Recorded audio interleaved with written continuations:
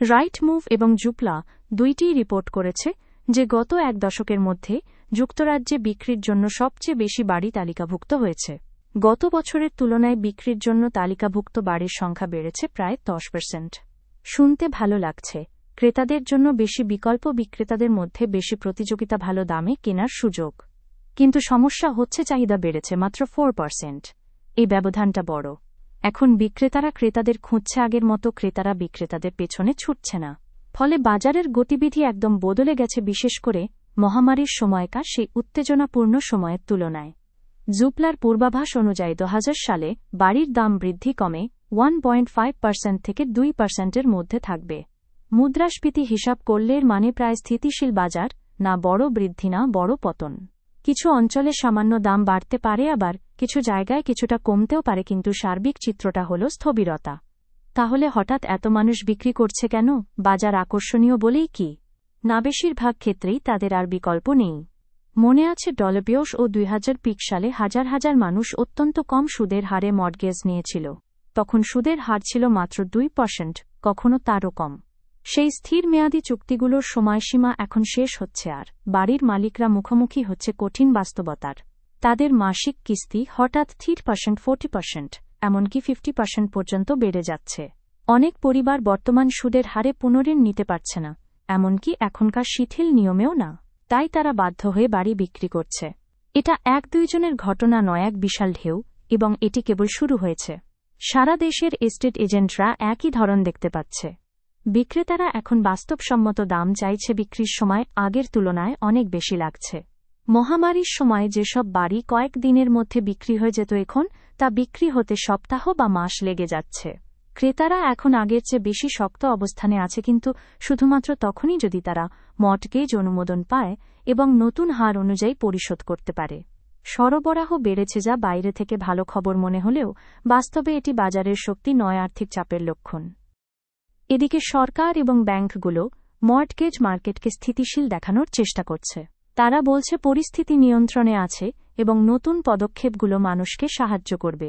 কিন্তু বাস্তব চিত্রটা কিছুটা আলাদা। যখন ঋণের মানদণ্ড শিথিল করা হয়, সেটা বাজারকে বাঁচানোর ইঙ্গিত নয়, বরং তা বোঝায় বাজার সমস্যায় আছে। ঋণ নেওয়া সহজ করা হচ্ছে, কারণ আগের শর্তে যথেষ্ট মানুষ ঋণ নিতে পারছে না। এফসিএ ও ট্রেজারি তাদের নিজস্বভাবে জানে যে বর্তমান সুদের হারে অনেক মানুষ ঋণ পরিশোধে টিকে থাকতে পারছে না। তাই তারা নিয়ম সহজ করে সেই চাপ কিছুটা কমাতে চাইছে।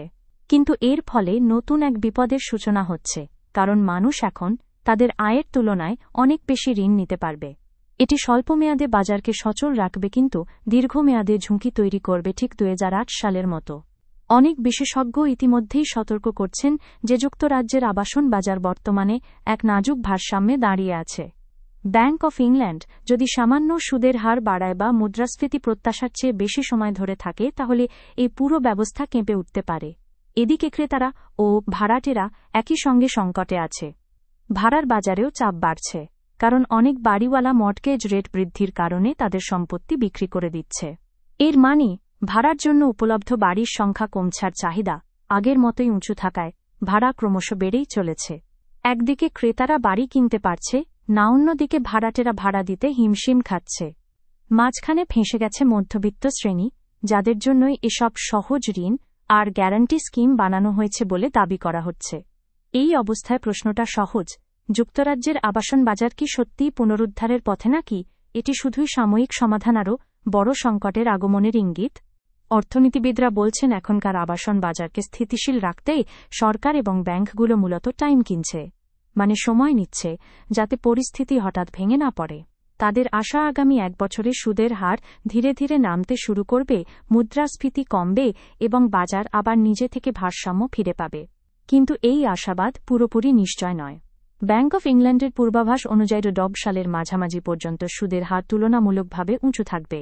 এর মানে মর্টগেজের খরচ আগের মতো কমে আসবে না, অন্তত এখনই নয়।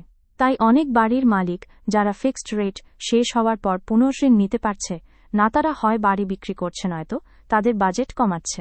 এদিকে সরকারের নতুন হাউজিং ইনিশিয়েটিভ, বিশেষ করে প্রথমবারের ক্রেতাদের জন্য স্কিমগুলো এখনও যথেষ্ট কার্যকর নয়। যদিও তারা দাবি করছে যে হেল্প টু বাই ধরনের প্রোগ্রামগুলো ফিরে আসছে নতুন রূপে, কিন্তু বাস্তবে যোগ্যতার সীমা ও বাড়ির দাম দেখে বেশিরভাগ ক্রেতাই সেই সুযোগ পাচ্ছে না।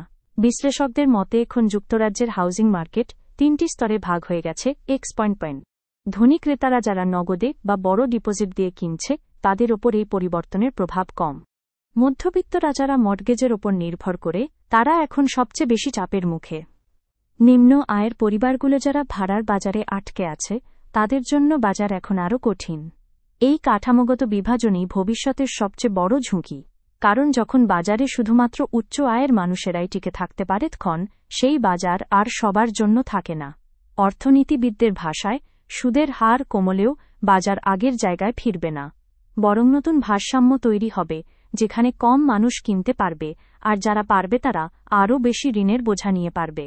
শেষে ভিডিওতে উপস্থাপক বলেন, এটা ঠিক সেই সময় যখন বাজার উপরে নয় ভেতরে পরিবর্তন হচ্ছে। বাইরে থেকে সব স্থিতিশীল দেখালেও ভেতরে চাপে ফেটে যাচ্ছে।